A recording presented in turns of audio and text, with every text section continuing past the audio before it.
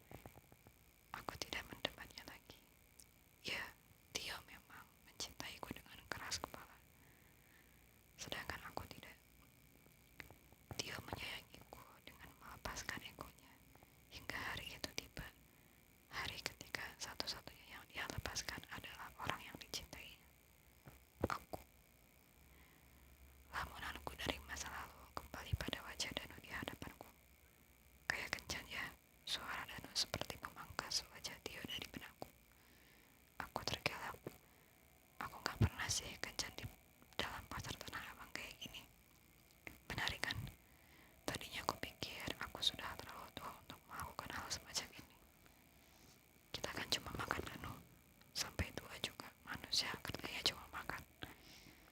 Iya sih, tapi bukan di Tanah Abang dengan seseorang yang baru kamu kenal di pos kota kan?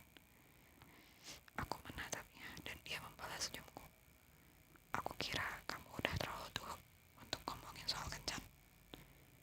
Aku juga ngiranya begitu, sahut Dan tertawa kecil. Aku seperti berada di ujung jurang, di antara dua dunia.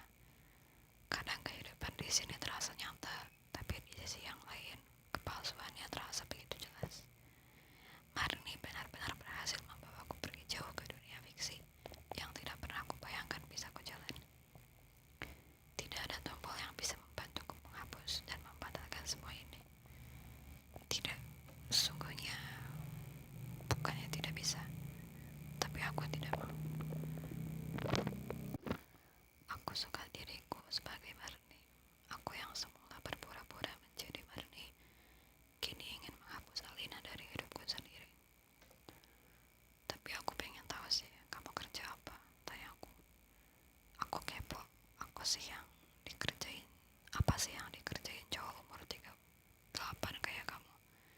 2 tahun lagi umurmu 40 loh. Dan lo menyesap minumannya. Kalau kerjaan kayaknya gitu-gitu aja. Posisiku di kantor juga nggak tinggi. 5 tahun lalu sempat dapat promosi, tapi syaratnya aku harus pindah kerja dulu beberapa bulan ke kantor pusat di Singapura. Tapi karena syaratnya nggak bisa aku sanggupi, ya gitu deh. Kenapa? Singapura kan dekat, komentarku. Dekat sih memang, tapi ibuku sendirian di sini. Aku tuh anak bungsu, kakakku ikut suaminya yang kerja di Makassar.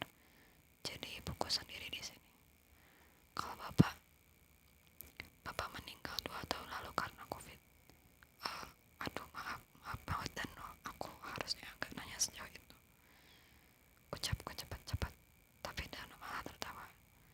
Ternyata kamu makin lucu kalau panik gitu. Aku tersenyum. Aku bahkan masih tersenyum ketika menceritakan kejadian ini kepada Siti. Terus setelah makan di Tanah Abang, dia ngajak gue cari kopi deh. Kebingungan di wajah Siti berubah menjadi tatapan penuh curiga. Tunggu deh. Milo lagi mimpi apa gimana sih? Enggak, gue enggak mimpi. Lo bisa cerita